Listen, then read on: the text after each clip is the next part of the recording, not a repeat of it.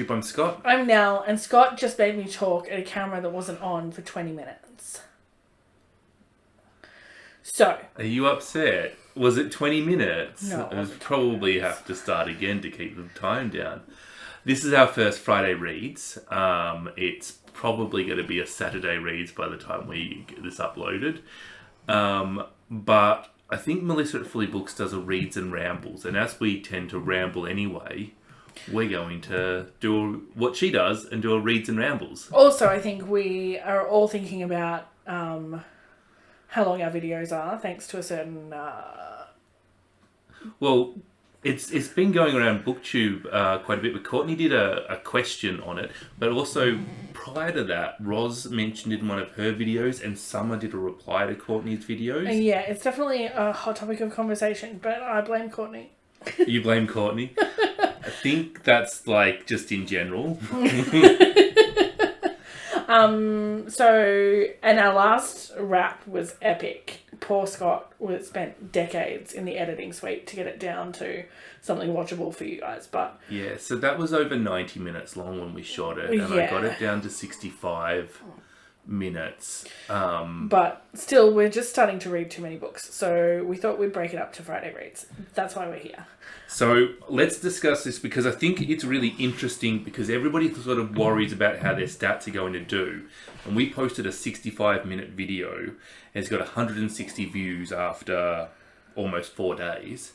And that puts it third on our last 10, so it's 3 of 10. And it's... I don't feel like our... Certainly not short term. I don't feel like our views suffer too much if our video is too long.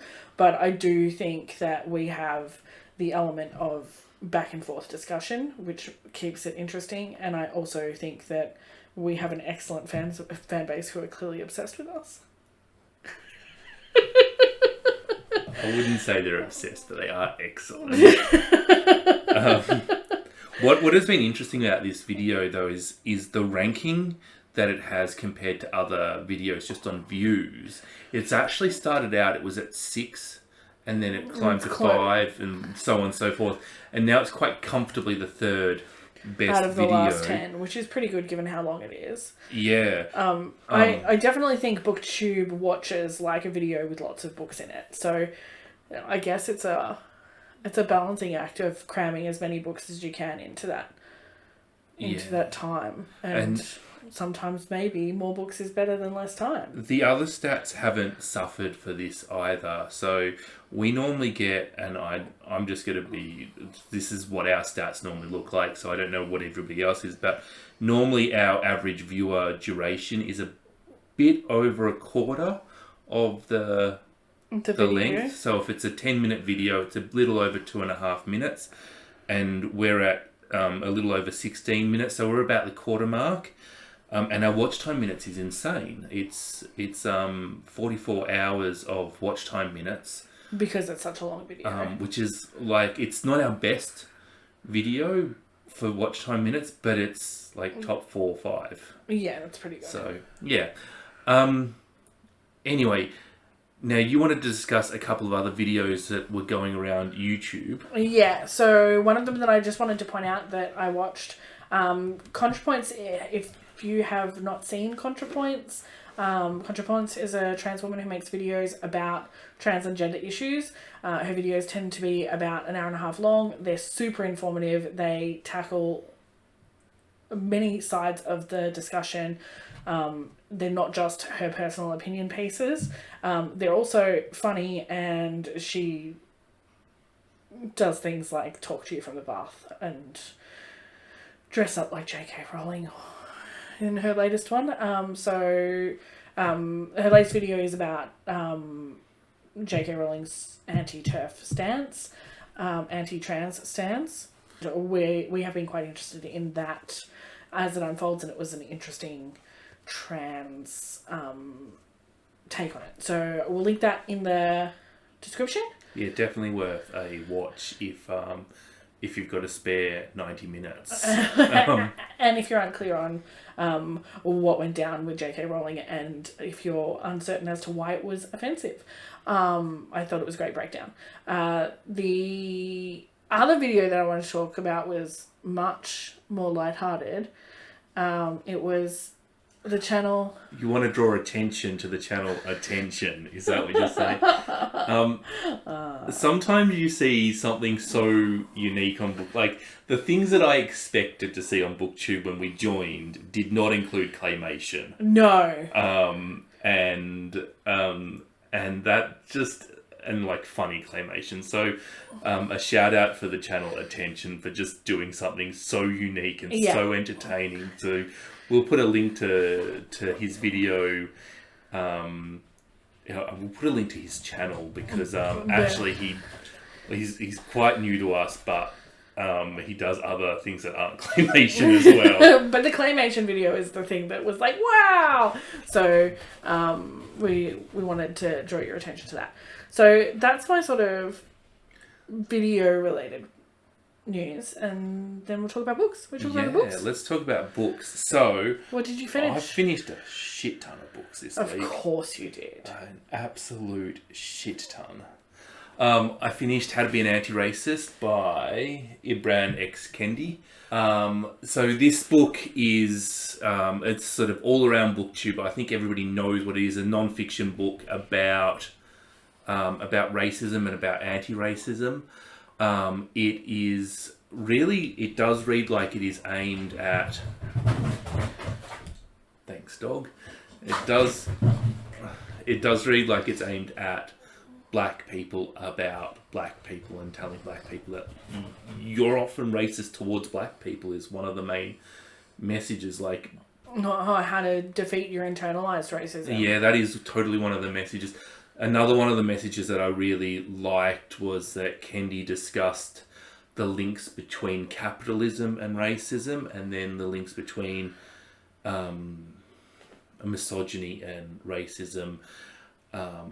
And while the discussion around like the feminist ideals and all that was lacking, it did show an insight about how these things are all related, and I thought that was very I liked how he demonstrated how these things are interlinked and how you can't be an anti-racist and be a sexist. That just doesn't work. You have to be an anti-sexist, you have to be an anti-capitalist, you have to be intersectional. You have to be intersectional, and all of these things matter. So I really liked that. I forgot my star rating for it. I gave it 4 stars. It was good. It could have been better, but at the end of the book he discusses his struggle with cancer, and I suspect that it may have been better if he didn't get cancer. I feel like there may have been a little bit of rushing going on or something to get it out. Yeah. But it was a good book. I think a lot of people said it's been a good book, and I definitely think that it's worth reading. If you're interested in being an activist or just being an ally, it's a good book to pick up. The next one I finished, here it is. Yeah, I'm stealing it from your pile. So you finished this one too. Was this the first one you finished for the month, the week? Yeah, it is the first one I finished for the week. So this was a buddy read with Courtney Ferreter. And this book, I think it's fair to say that both you, me, and Courtney thought it was a little bit lacking in being good. Yeah. Lacking in being good. Lacking in being really good. Relevant. Just lacking in character development and believability and explanation of why events occurred. And like internal monologue for the main character and things like that. As far as the story, like I was totally there for like the skeleton of it. Like I definitely think if you pitch me this book, I'm still going to read it every time. Like the concepts and the ideas in this book is totally right up my alley.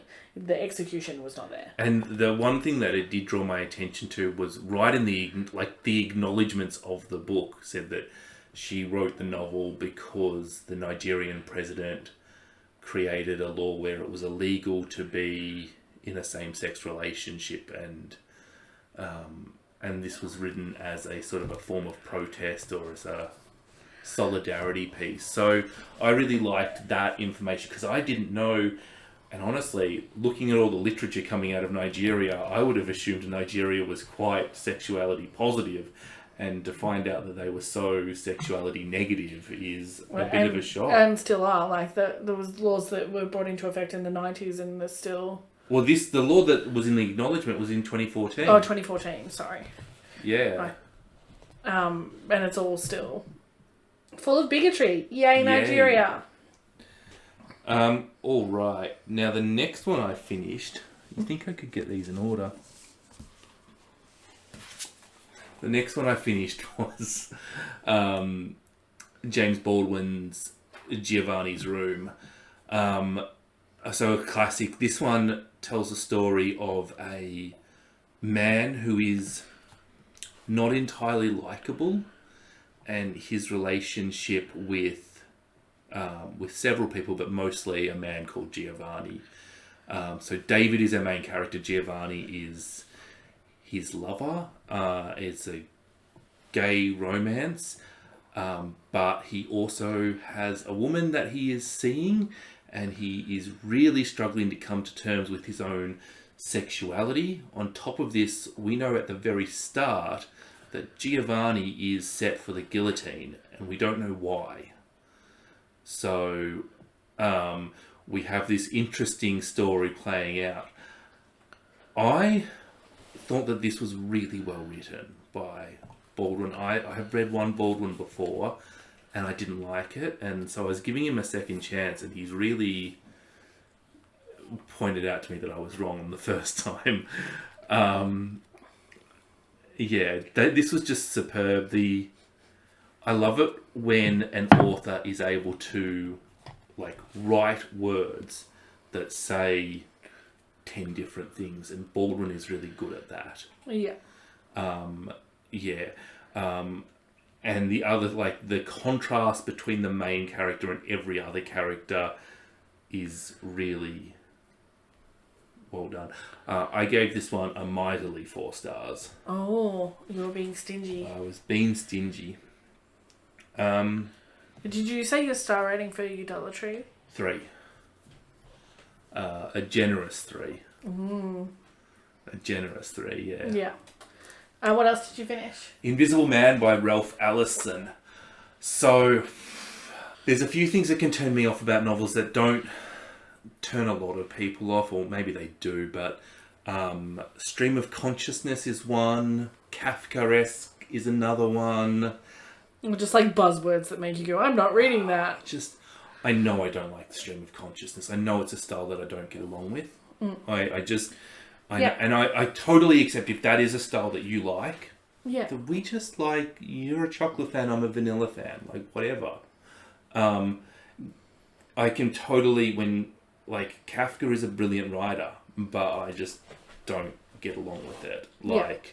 These are just, and this is what I can say about Ralph Ellison. It's a weird novel that is written in a stream of consciousness style, in very Kafkaesque. Weird things happen, and not a lot of explanation is given to those things.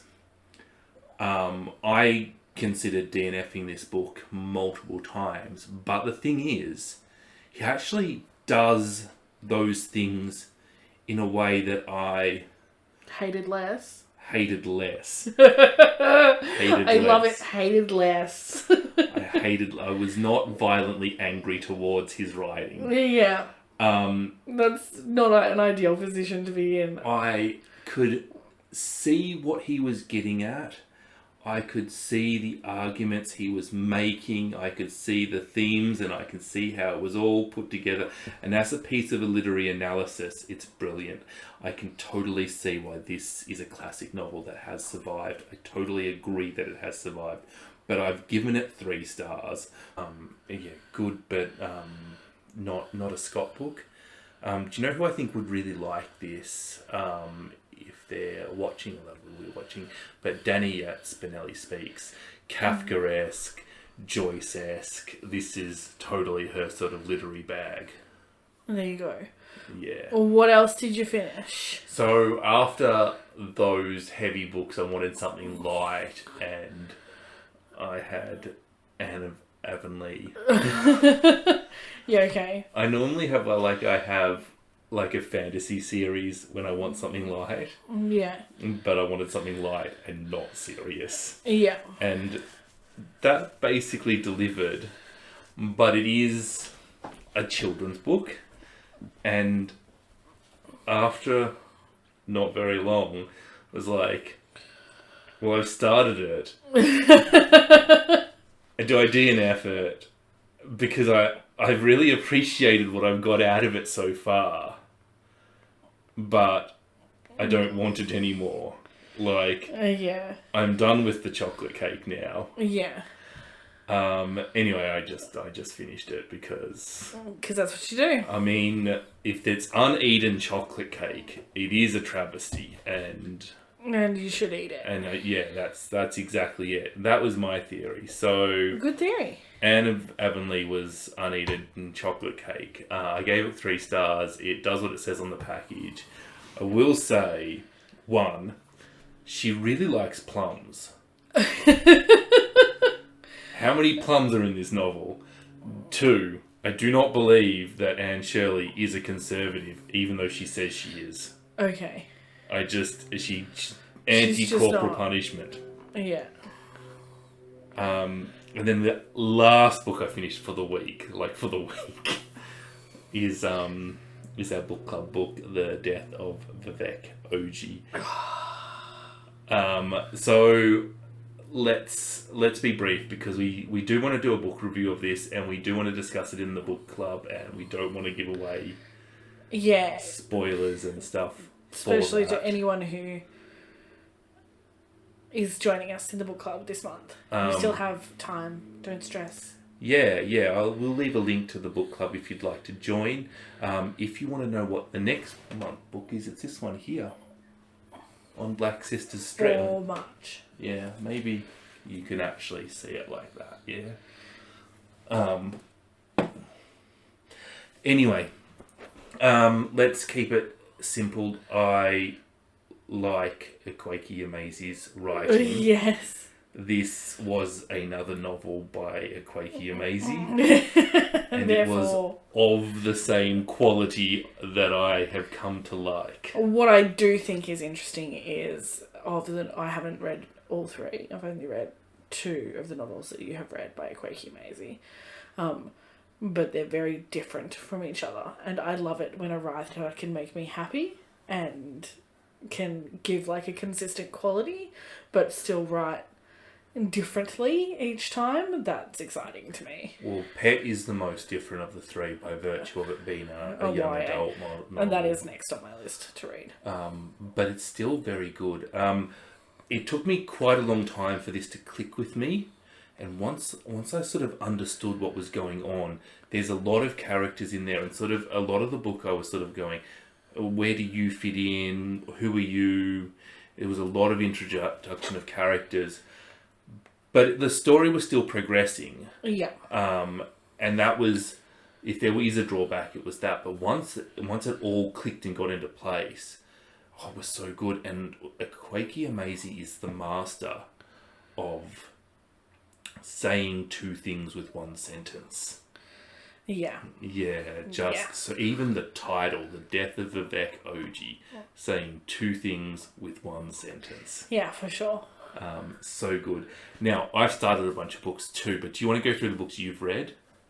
Yeah, because that won't take as long. We've already covered, the first book that I finished this week was Under the Udella Tree, which we've already covered, ultimately disappointing. The second book that I finished this week was When the Tiger Came Down the Mountain, which is the sequel to The Empress of Salt and Fortune. I loved The Empress of Salt and Fortune last year, and When the Tiger Came Down the Mountain was just as good. Potentially maybe a smidge better. So good. So it's it follows the same cleric that is in that is the central character of the Empress of Salt and Fortune, and the cleric is, as usual, travelling to collect verbal histories.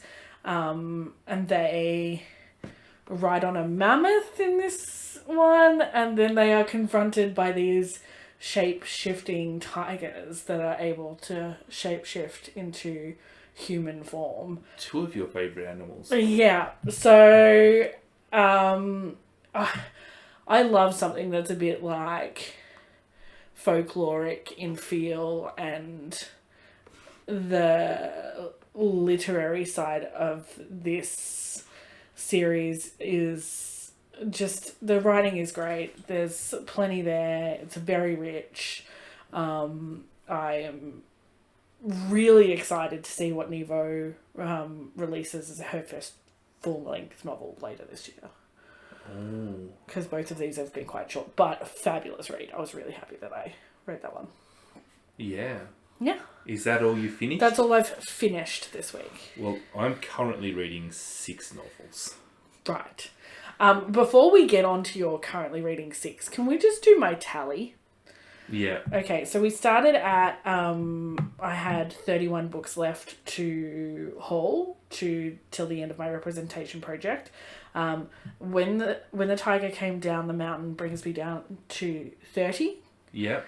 And then I bought The Binding, which brings me back up to 32, but whatever, don't yell at me. And then I've also hauled The Prophets, which everyone is raving about, and I'm really excited because of the way people are talking about the writing in this. That's what's got me keen on this. So I'm back to 31. So I just wanted to get back to where I started from. That's what happened this week. Is The Yacoubian Building by Ella Al-Aswani. This is a real contender for a DNF.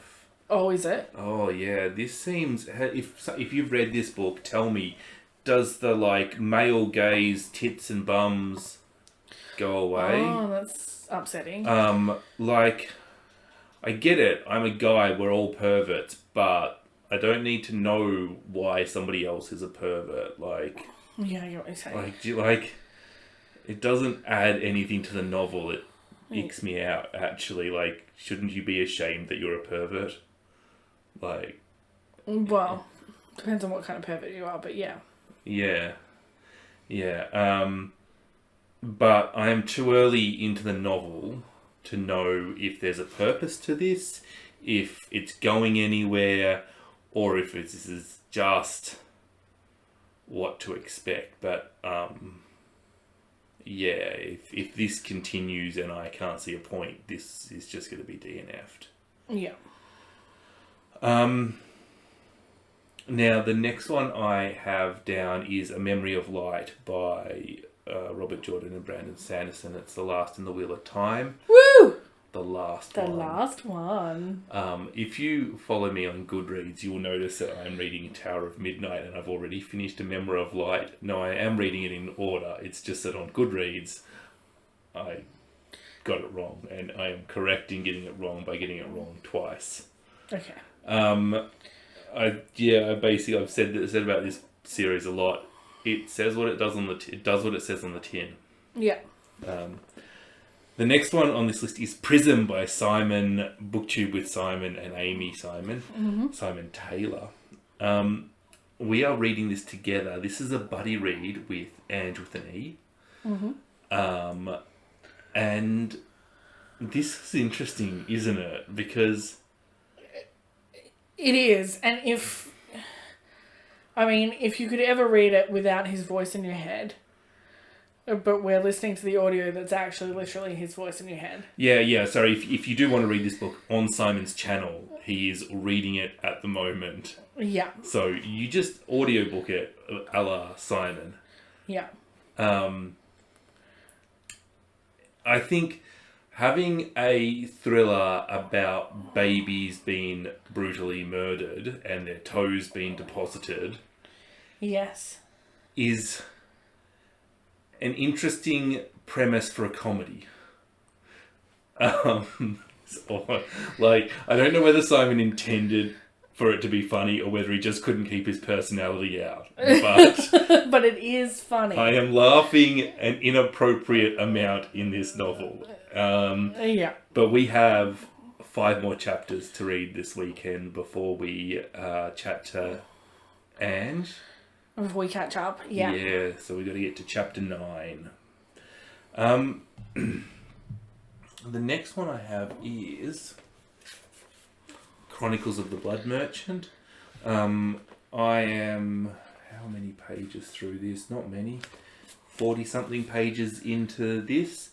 I am hoping to smash a chunk of it tonight, smash a chunk of it tomorrow, and hopefully finish it up this weekend. I'm not sure what I think of it yet. It's done some interesting things, and it's done some things I don't like. If there's a lot more wife beating, I will also DNF it unless there is a point to it. That is one of my pet hates, wife beatings in order to make you seem tough or something. I don't believe that's what's going on, but But you don't understand the wife beating? I don't understand the wife beat. Oh, well, I do understand. I do understand why the husband got angry and beat the wife. You don't understand why it's in the novel. I don't understand the purpose of it. I don't it's not a choice I would have made. Yeah. But I do understand the motives going on. Yeah. So, but we'll see how it goes. Yep. And the last one I've got here is Mother Beloved. This is a buddy read I'm doing with Roz. I must have spilt something on this. It looks atrocious from here. I don't know what I've done to it. This is a bunch of short stories from Laos. And this is the reason why you do buddy reads. Because these short stories are simple and minimalist. And nothing appears to happen in them. Right? And then Roz says in one of the very first meetings, Voxer Shoutouts, she's like, geez, it's interesting we're reading this subversive literature that has been censored so much and how they had to get things past the censors. And suddenly I'm like, oh, that's the key. That's why this is so good. So, yeah, like the very act of buddy reading this with Roz has increased your enjoyment. Yeah. This is a buddy read that I'm supposed to be involved in and I'm completely neglecting, but you should get involved. I should catch up. I'm not sure the writing is... I'm not sure the book is the best book and the short stories are the best, but as a curiosity, it is interesting. Really interesting. Yeah, which is, why do we read if not to feed our curiosity? Yeah, like this is totally fulfilling everything I want out of books, even if it's not the best book. Yeah. So, totally recommended. This is the only book I can find from Laos. As I said, very highly, like nothing happens. Yeah. Like, absolutely nothing happens, but that thing that Roz has said has got me looking for it, and all I can see is like, oh, it's a critique of the government and he didn't want to get killed, you know? Well, that's all that I'm currently reading. I hope to wrap them all up this week as well. So, I'm about a third of the way into the binding. I had seen a few people recommend the binding, and then Katie's video about it. I'm sure she talked about other books. No, she did a single review of it. Was it? But basically I bought it while I was watching that video because Katie introduced me to Natasha Pulley and the Watchmaker of Filigree Street, and then she made a comparison, and it seemed like an easy bet. I'm about a third in, like I said, and it's smashing. It's excellent writing. Pacing is wicked. The story is intriguing. It's a world where books are created by binding people's memories into books. So if you want to forget something, you go and see a binder, and they take that part of your memory and they bind it into a book. Which means there's also like this weird black market trade of these books that are people's actual memories.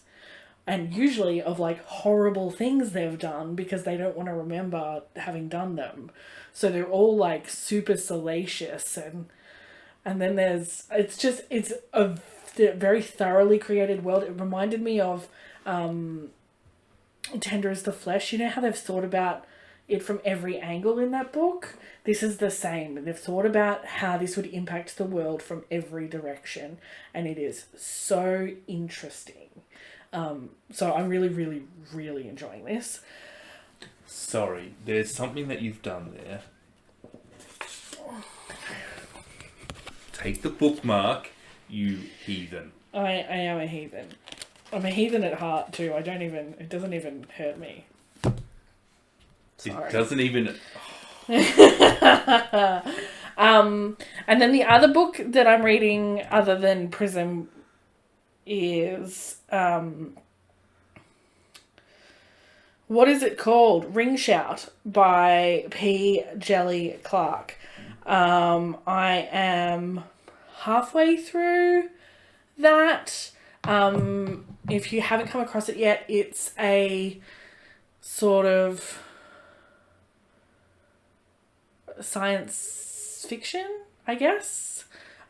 It's about a world where the Ku Klux Klan are actually, not all of them, but some of them are actually monsters hiding in human form.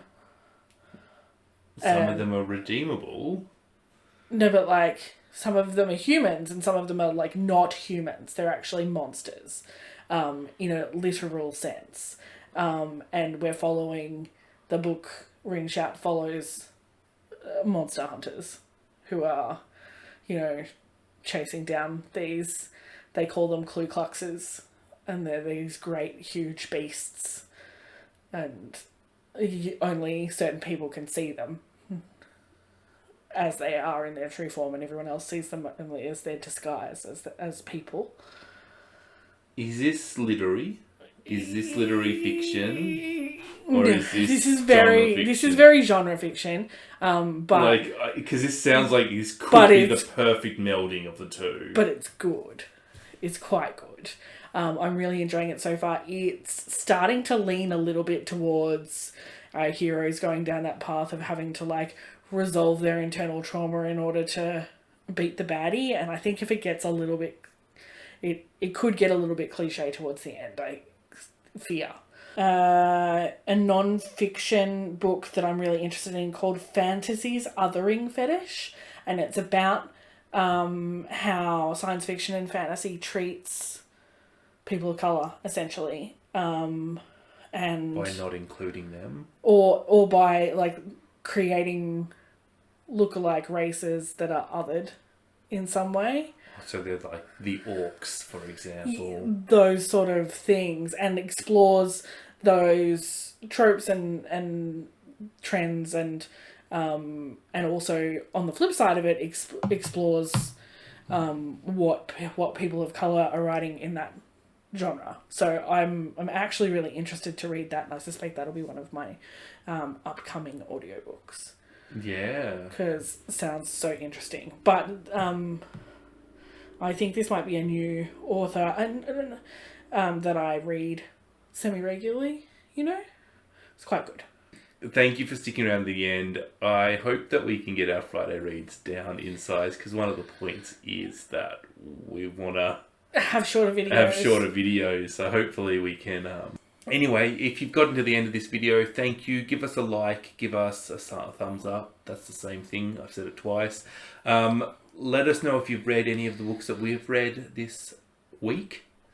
Or any of the ones we're in the middle of. What do you think? Tell us things. Okay, Love you. Bye.